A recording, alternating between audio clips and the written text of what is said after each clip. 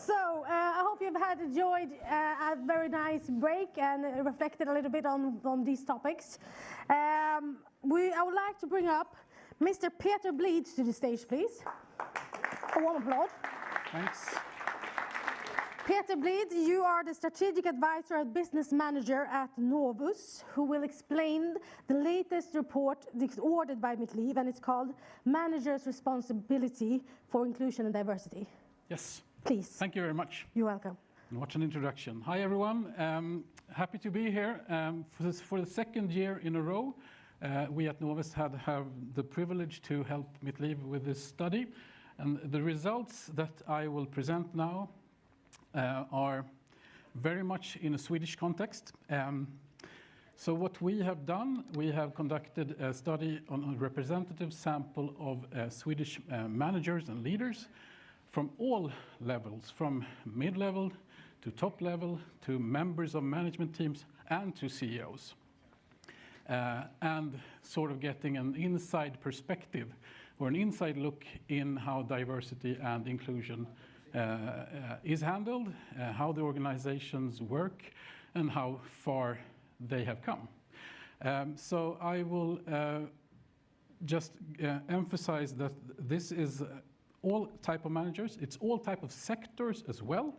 So we have managers in the private sector as well as in the public sector, as well as in non-profit organizations. So it's a broad perspective, and in organizations with 25 employees or more. So we can see some patterns and trends regarding, so to speak, larger organizations, and some other type of trends regarding smaller organizations. With that said, 5 things we've learned from the study in comparison to when we did this in 2021. The first one is, and has actually been mentioned earlier, is regarding somewhat the momentum when it comes to the organization's work with diversity and inclusion. This is a topic that is more on the agenda, both in general in the organizations and as well as a topic on the management team level. When we look at the figures from this study, we can say that almost 5 out of 10 of these managers in this study state that their management team work actively to increase diversity and inclusion in their workplaces. And this is an increase compared to 2021. And as you can see the figure from in the middle there, about 4 out of 10 managers state that this is a topic that is addressed sometimes, but it's not a prioritized topic. And 1 out of 10 managers claim that their organizations hardly or doesn't work with this topic at all. So the first learning is that it's compared to 2021, there's been sort of a shift, meaning that there are more organizations who are claiming that they have moved this topic from just being addressed sometimes to being more on the agenda at large, I would say.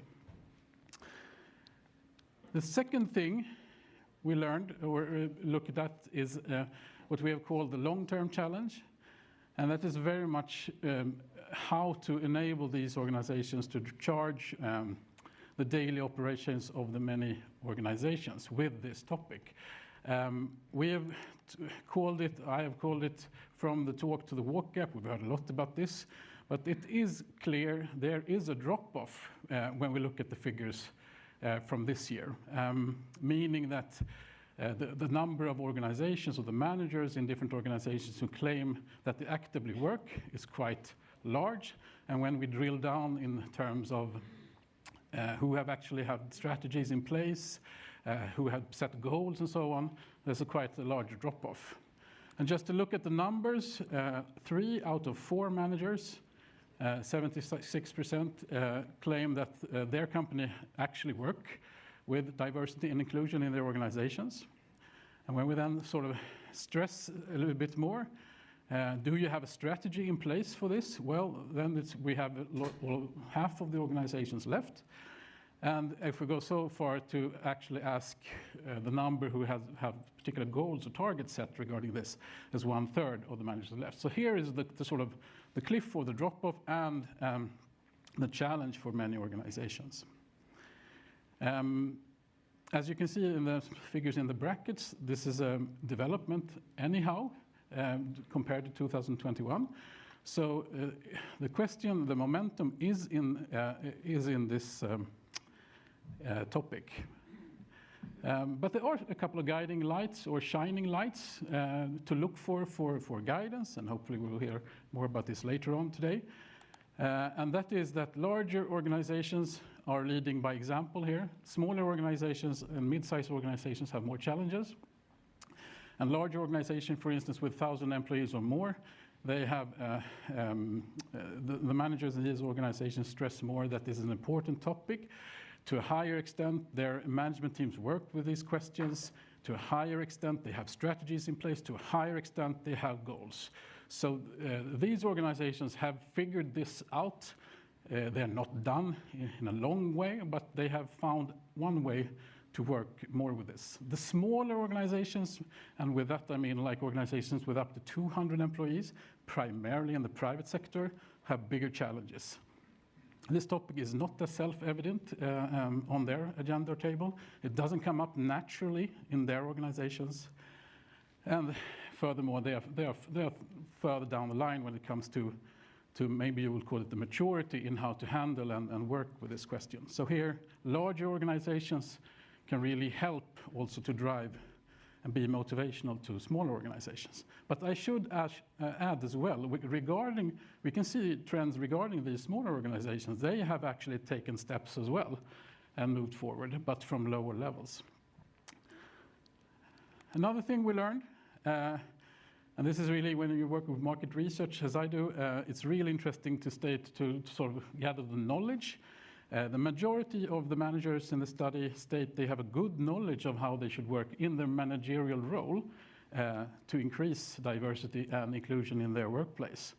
So this is good. 6 out of 10 actually claim they have a high knowledge on how to do this. So this sounds good, right? Doesn't it? Our job is done. Or maybe something of a problem lying in this question. I mean, regarding that, the self-claimed quite high amount of managers to say they have a good knowledge.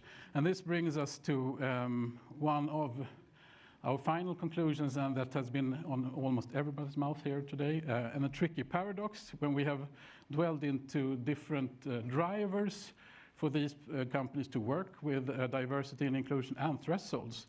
You can say that attracting talent is the absolute biggest driver for organizations to work with these issues. But at the same time, the biggest threshold is that the candidates who would add to the organization's D&I do not have the right qualifications.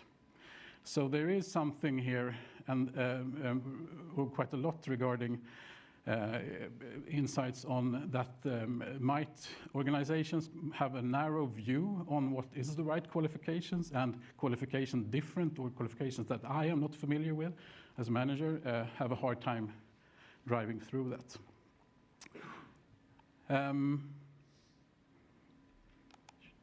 So to just sum up, there was 5 extremely short and quick takeaways from this study. Madeleine? Thank you so much. It was so interesting. Like really fast. Really fast. That's good. No, but I think I find this fascinating because when we look at these figures, it seems like there's a really huge sense of ownership. People think this is important. They think they know what they're doing, etc. But there's discrepancy also, as you described, between what they think they're doing and what they're actually doing.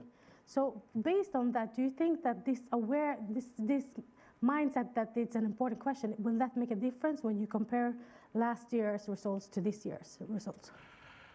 I think we're moving in the right direction. We shouldn't kid ourselves. This is a really long-term game, even though we don't have really time for it.